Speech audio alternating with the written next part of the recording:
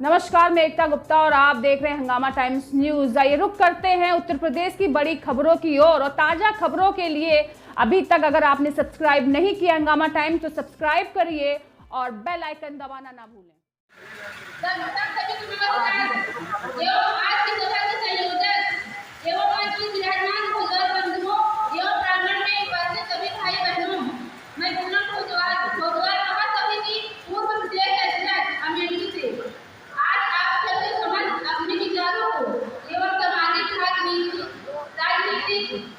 बातों को यहाँ पे समझाने आई हूँ, तो कृपया अगर मुझसे कोई गलती हो तो माफ कर देना।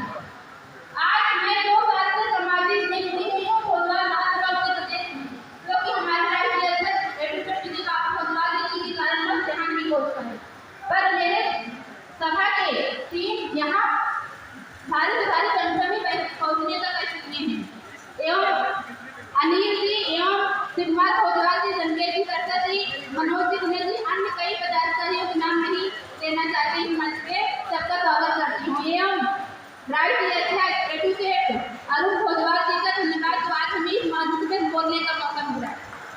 आज हम यही कहना चाहते हैं कि आए दिन मतलब टारगेट ग्रुप वो उनका बहुत सहयोग रहा है। सभी लोग लखनऊ से आए हैं, उनका हार्दिक स्वागत और अभिनंदन। इसके सिंघानिया के उनका स्वागत और अभिनंदन। भैया यहाँ एक आग्रह है, आप सबसे निवेदन है कि खाने पीने की व्यवस्था भोजन की गई है। हम लोगों को श्री राम भैया एक बार से बता रहे हैं, नागपुर से सुनील भैया, मनोहर भैया, मुरादाबाद, रामपुर, बिजनौर और संभल में रहते हैं तो वहाँ के लोग चंद्रा लिखते हैं। इसके बाद जब हम बरेली, बदायूं, पीलीभीत, शाहजहांपुर में रहते हैं तो वहाँ के लोग सक्सेना लिखते हैं। जैसे बहराइच और सीतापुर में हम लोग आ जाते हैं तो वहाँ के लोग सहा लिखते हैं। और उसके बाद में जब हम सीतापुर, लखनऊ, गोंडा, बस्ती, श्रावस्ती, महाराजगंज, सिद्धार्थनगर, बलिया, मिर्जापुर, सोनभद्र, प्रयागराज और ये पूरी बेल्ट जब आगरा तक चले जाते हैं तो वहाँ के लोग तो आज इस महाकुंभ को बुलाने की जरूरत इसलिए पड़ी है कि 60 सरनेमों में बटा हुआ समाज, जहाँ जब जिसने जिसको चाहा समाज को ऐसे इस्तेमाल कर लिया, उन लोगों ने समाज को इस्तेमाल कर लिया जिन लोगों का समाज से कोई मतलब नहीं था। आज वो रह गया है तो अब मैं कहूंगी, बड़ी कड़वी सी बातें लग जाएंगी लेकिन मैं कहूंगी, क्योंकि अगर यहाँ आके अपनी बात भी ना कहो तो इससे अच्छा है कि घर पे बैठो।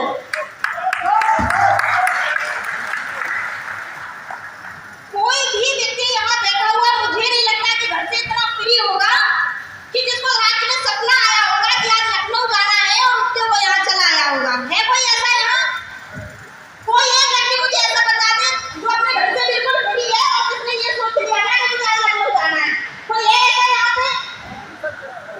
सबका एक उद्देश्य था, सब एक उद्देश्य से यहाँ आए थे, लेकिन यहाँ आने के बाद क्या हुआ मुझे लगता है मुझे कहने की आवश्यकता नहीं है। जब मैं यहाँ आई थी पूरा जो हॉल था वो भरा हुआ था और अर्थव्यवस्था इतनी खराब हो गई, लगभग आधे भी लोग यहाँ नहीं है।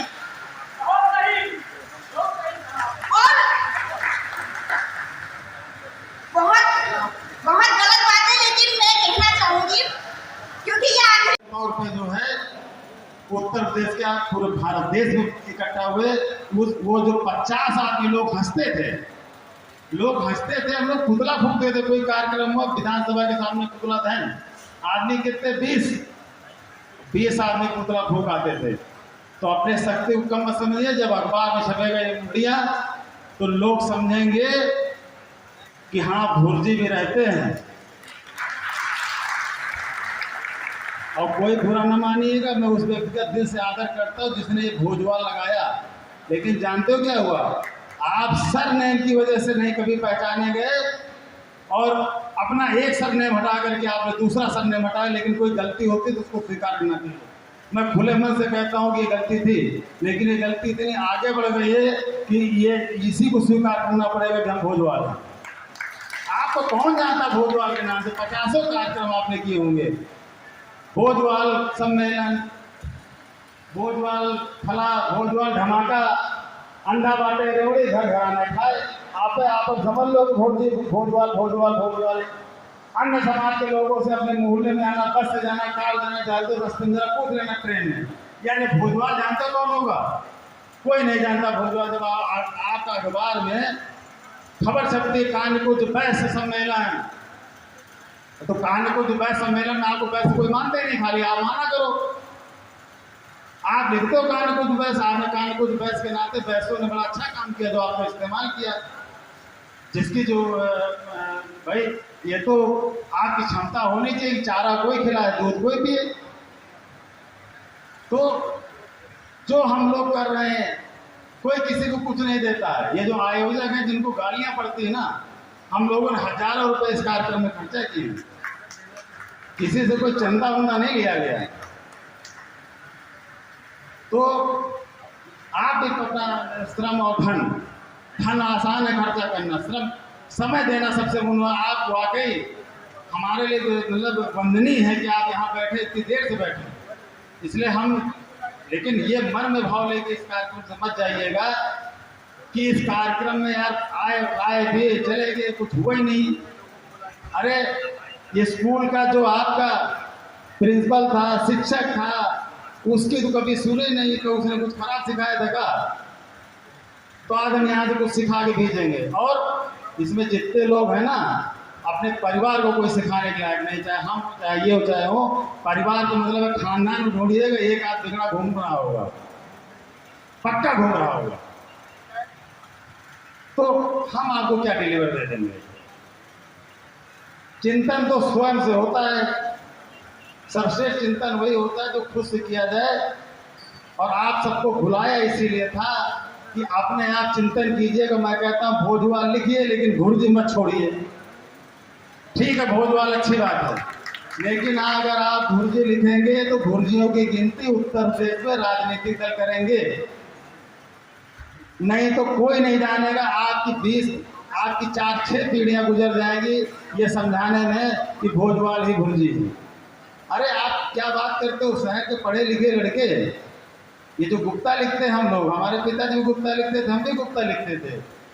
जरा इनके घर चले जाइए, उनके लौंडे से पूछिए भुर्जी जानते हो? 50 घरों में जाइए जो पढ़े लिखे संभ्रांत लोग हैं, 50 घरों में जाइए, 40 घरों में लौंडे कहेंगे भुर्जी क्या होता है। 40 लौंडे कहेंगे कि भुर्जी क्या होता। बाप ने अपने लौंडे भी कभी नहीं बताया कि आप बेटा भुर्जी हो। मैं तो सभासद हूँ, जाति प्रमाण पत्र के लिए लोग मेरे पास आते हैं, बताने में शर्माते। कई बार तो लौंडे कहते हैं कि मैं आप ही के जाति का हूँ। तुम कहते मुझे अपनी जाति नहीं पता, तुम अपने मुँह से बताओ तुम्हारी जाति क्या है। धीरे से कान में कहता भुर्जी है।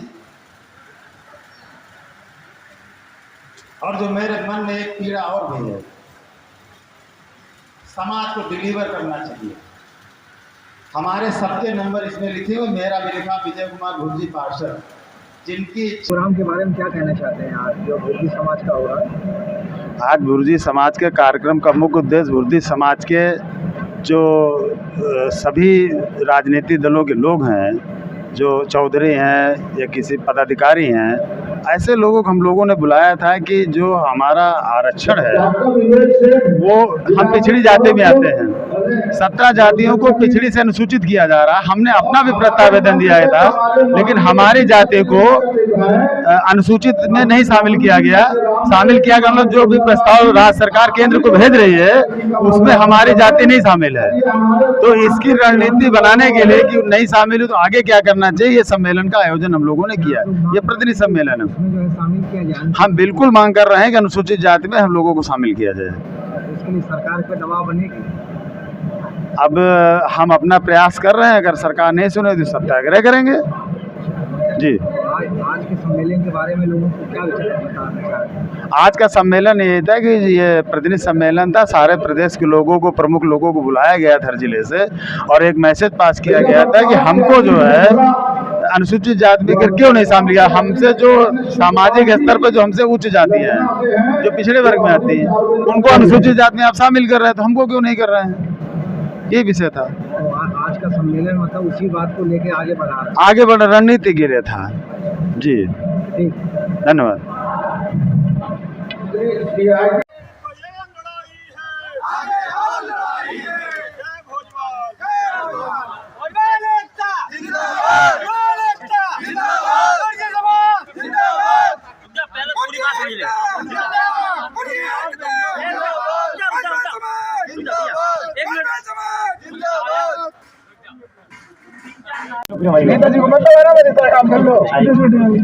सर, आज की जो है आपका सम्मेलन हो रहा है, इसके बारे में क्या कहना चाह रहे हैं? आज पूरे देश के लोग और ख़ास करके उत्तर प्रदेश के लोग भोजवाल भुर्जी समाज के माध्यम से आज यहाँ गांधी भवन लखनऊ में एक कार्यक्रम का आयोजन किया गया है, जिसमें पूरे उत्तर प्रदेश के लोग इकट्ठा हुए हैं राजनीतिक भागीदारी और आरक्षण को लेकर के।